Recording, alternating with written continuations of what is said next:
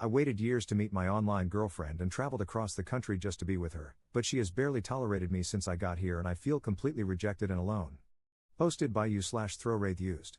Context: a couple of years ago, I, 29M, met a girl, 29F, through an online circle. We talked frequently, and it was always a great time. She's very passionate about a lot of the same things I am and is very career-driven, which is something I'm looking for. Early last year, she opened up about having feelings for me, which I was receptive to. We started spending more time online together, and eventually, it got to a point where she would be telling her coworkers and family members about her boyfriend. This didn't bother me too much. I'm very interested, but for me, I had to meet her to seal that deal. Fast forward to Christmas, and my gift to her was going to be a trip up to meet her, USA to Canada. The trip was very expensive but worth it. We had talked about me going to meet her a few times and thought it was better that way, as she has a lot of anxiety, very important for later, and health issues that would make it much harder for her, especially in this current political climate. Well, that trip happened this weekend. I'm currently typing this out from my hotel room, where I've spent the vast majority of my time here alone. The main issue: the trip to see her started off how I expected. I don't know this city at all, it's a country I've only been to a few times, and I was nervous myself. I took a 40-minute Uber to my hotel and expected that by the time I got there, she would have worked out her nerves and be ready to meet me. Unfortunately, her anxiety was extra bad, and it took her another 2 hours to work up the courage to drive 5 minutes to come see me. This didn't bother me at the time. I knew it'd be rough, and I'm a patient dude, for the most part. We met, she was shaking and bawling her eyes out, but overall it was great, some hugs, and we drove to her place. She lives with her brother, so I was able to meet him, and we chilled out for a little while. Her anxiety was still through the roof, though, so we didn't actually do much for the next couple of hours. She wanted to drive around and show me some stuff but couldn't. Eventually, she decided I should probably Uber back instead of her driving me. The next morning, I was up extra early. She usually works nights, so I figured she wouldn't be up for a bit. Not knowing the city, I chose to stay in and wait until she was awake. 4 hours later, she messages me, we talk for a bit, and she tells me she's not quite ready to see me as the nerves are still there.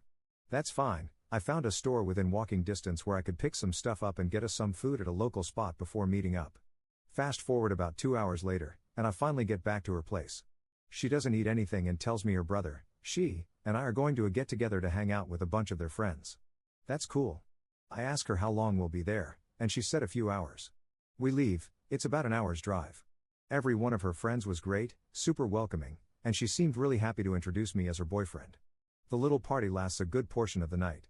We don't talk much, as I'm usually being bounded by her friends or she's playing a game or something. It's around 10 when we go to leave, still plenty of night left, I figured. She tends to be up till 3 or 4 in the morning, so I was pretty pumped to get to spend the rest of the night together. However, as we get in the car, she asks her brother if it's cool that she takes me to the hotel before they go home. He says yeah, and I just sit in shock the whole way back that she's too drained to spend a couple of hours of quality time with her boyfriend she just met. At this point, it's all starting to catch up to me, and I'm feeling pretty bad. I get back to the hotel room, and I'm just confused by this whole trip.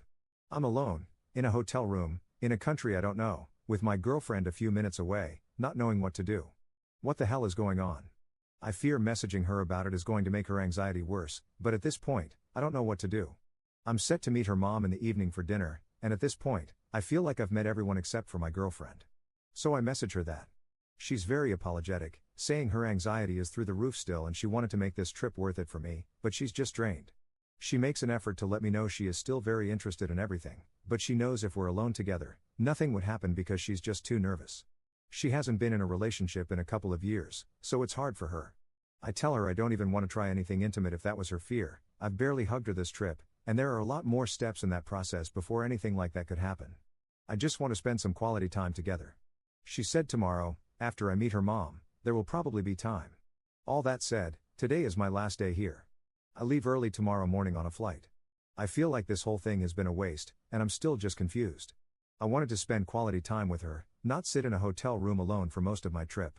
In my mind, she would want to be with me every waking moment of this trip. Our time is so short, and we've talked about it for ages like that was going to be the case. I don't know if the relationship can last after this. Top/relevant comments. Commenter.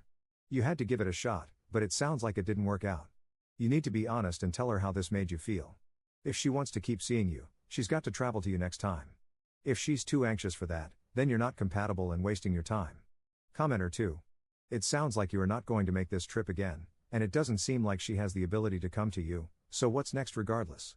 Ops response.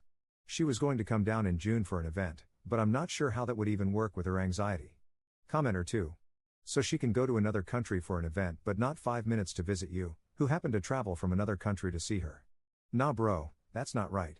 Ops response. Yeah, I have no clue. The idea of her coming down for that event has been planned for a while, but maybe she'll back out now? I don't know. Commenter 3. Tell her you want to spend the last day together because you want to get to know her and this is really important to you. This can be in a public place if that makes her feel more relaxed. If she still can't do that, then I think you know enough. Ops response. I'll let her know when she wakes up. I'm worried she'll be asleep for another hour or so, then we'll have to go have dinner with her mother, then I only have a couple of hours left. Commenter 4. Op, are you even comfortable meeting her mother? I mean, there's a good chance this relationship doesn't evolve if she can't get her emotions together. I'm sorry to sound rude, but she is a full-grown adult, she should know how to handle her anxiety at this point in life, at least enough to have a normal interaction with her boyfriend. Ops response. I'm not comfortable meeting her mother, but it's all set up now. I pray this morning is better and it works out. Update 1 day later. Yesterday morning, I woke up, made the original post, and waited nervously for her to wake up. It once again took a couple of hours, a little after noon, she finally messaged me. She said we had dinner in the late afternoon with her mother, and I could Uber over to her place whenever. A few of you suggested I should just call off the dinner plans, but I decided to stick it through. I went up to her place shortly after that, and we spent some time watching things. She was having a better day, so we sat close, and while we didn't do anything, her brother was in the small house. It was the kind of quality time I had been looking for. Dinner with her mother was great, we connected well, and she seemed to be genuinely excited for me and her daughter. We left with a hug from her mom and went back to her place. It was a lot more of the same as before, so while it wasn't alone time with her, it did feel more one-on-one, and we had a good time. Was it exactly what I was expecting on the last day of this trip? Not really, but was it nice? Definitely. It was getting late, and I was half expecting her to want me to Uber back, but she drove me herself. She helped me confirm my packing for the flight early this morning, and we ended with a kiss. We got to texting a bit, and we realized she hadn't taken a photo of us for a frame she had bought. I was pretty sad that we hadn't, and the few pictures of us from that weekend didn't really fit the vibe she was going for. I mentioned that I should just Uber back. 10 minutes later, while I was waiting for a response, she told me to come down, anxiety be damned, she did drive back just for the photo and another goodbye smooch. So, overall, it wasn't the perfect weekend, but I'm going to stay cautiously optimistic. I think it was a mistake to not make the trip longer, and I think that would have helped even more. We'll see how things go when she has to decide if she wants to make the solo trip down here for an event closer to this summer. To clear some things up, she is on medication and goes to a therapist, though her current therapist is very new to her. Normally, I wouldn't be into a long-distance relationship, but our likes and interests align well, and it's something I've struggled to find around me back home. My last relationship was decently long and taught me that was something I valued a lot. Thanks for all the comments on the other post. I imagine interest for another update will wane by the time the next trip happens, in about 2 months, but that is the time where things will really be make or break. Top/relevant comments. Commenter. Oh wow, this went better than I expected. An update to your first post to go, but still, how exhausting. Ops response. Hoping the next visit goes better. Second update 2 months 2 weeks later. Editor's note, Op recapped his post here, and I'm fast forwarding to the new information. The last 2 months, things seemed to be going really well after the first trip. She opened up a bit more about the meetup and was very apologetic about the whole thing. We spent the next couple of weeks in calls and video chatting, doing what we love together. Things were great, but something was missing. A piece of the relationship, something intimate and playful, seemed to have faded. This was her call. She decided that she should be less flirty and sexual online until she could express that the same way in person. I respected that. I believed it just needed time, and I've always been committed to working through things together. Unfortunately, that's where things started to spiral. One thing about her is that she's very independent, and that often came across as distant, uncaring.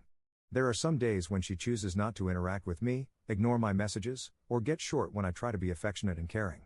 Usually, this only happens when she's having a rough day, understandable. Unfortunately, a week ago, she was having one of those terrible weeks. In my head, a relationship should be one of comfort and relief, but while I tried to help her through it, she lashed out and started being distant. I tried to comfort her, but it was met with a coldness I couldn't understand. I had to guess how she was feeling and was left in the dark a lot. I made the, in hindsight, wrong choice of opening up about how I didn't understand and how I just wanted to be someone she could lean on, how it made me feel awful that I couldn't support her. I felt shut out so often. This turned into a lot of messages about how we felt about relationships in general, and the changes ours would need to take. It focused on how we care about each other a lot, but she has her anxiety and independent healing to work on, and how I have to give her more space and care less. The main villain, as was the case during the first meeting, was her anxiety. It's ruining her life in more ways than just our relationship. She's struggling everywhere. So her number one priority was to get in a better spot with that, then work on us. This was a great compromise, and I was excited for the next step in the relationship. I would continue to give her time and space, to wait for someone I think is one of a kind and worth it, and she would get to the place where she believes that too about herself. And finally, now. I boarded the plane with a lot of hope. Things were good after a few days of us getting back on track. But as I landed, I got a short, heartbreaking message from her. She said she's not in a healthy enough spot to make this relationship work for either of us. That after some reflection, her problems are so bad that she needs to step away and work on them. She doesn't think she'd be able to handle the trip we'd planned and would be ruining another critical point in our relationship. The part that hurts the most isn't the time I've given her, the financial, emotional, or physical pain, or the fact this came out of the blue at the worst time. What hurts the most is it feels like she went from telling me how I was going to be her future, to basically treating me like an acquaintance. The last few days have been so tough. We talked for a little while that first day. Her entire focus of the conversation was that she needed to get better. She barely once talked about us. I got no closure. And now, trying to talk to her feels like talking to someone I barely know, despite her saying she wants us to stay close. One of the first things she told me when we started talking was how words meant everything to her. They're so important, they should always mean something. She kept saying how much she cared about us, yet her current actions make me feel the complete opposite. I see her online, hanging out with friends, posting online, like I never existed, like I was just a footnote in her life. I'm here now. I'm going to try to make the best of the trip, but being alone again hurts so much. I don't understand. Some days the distance felt like nothing, and other days she made the miles feel so much longer.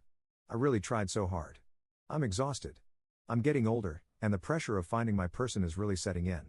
I don't want to settle, but I feel like I'm going to have to. I want more than anything to just make things right with her, to go back to that week and just give her the space she wanted, so we'd be on this trip together right now. I mentioned above that she's very independent, and her anxiety is taking that away from her. She can't do the things she wants with the people she wants, and I understand that. But what about us? I'm devastated. I know a lot of you saw this coming, and the rest of you all wanted to see this work. How do I move on? I know there's probably no saving this, but I wish there was. What can I do? And how do I find anyone like her again? Edit to add, I've tried local for a few years. I've never had trouble getting dates or matches on apps locally. But I live in a small, rural town and haven't found anyone who aligns with my values and interests. From my experience over years of doing this, dating locally would be settling, which is why I tried online. There's a bigger city about an hour and a half to 2 hours away. Maybe I'll look there, but the relationship would still be long distance. Top/relevant comments. Commenter. And how do I find anyone like her again? You do not want to find someone like her. There are two different things at play here, your fantasy of who you want her to be and who she actually is. If you truly want to find someone you have a good connection with who will make you happy, you have to stop acting like a doormat. Know your worth. Don't let your partner treat you poorly, ghost you, ignore you, put zero effort into the relationship, and then keep coming back begging them for more or giving them more chances. If someone's mental health is this bad, don't keep pursuing them. If they aren't prioritizing you or showing interest in you, don't keep pursuing them. I'm not saying to act like a narcissist. Knowing your worth and how you should be treated also comes with treating your partner well, of course. But you need to raise your standards here. Putting all your energy into someone who doesn't really care about you is a waste of time. It prevents you from pursuing someone better who will actually give you the effort back that you deserve. So that's what I would suggest for future relationships. I would also second the suggestion to stick to dating people local to where you live and who you can meet in person. Long-distance relationships are really difficult and often doomed to fail. Having a connection over text or online doesn't mean you will connect in person or in real life. Ops response. Thank you. After years of dating locally and finding no one of substance, it's hard not to want to try when you find someone you align with. I'll be better for myself and try to find other options. Thanks. Commenter 2. Wow. Breaking up with someone after their plane has touched down? That's a low and cruel move that cannot be blamed on anxiety or trauma. That's simply a question of character.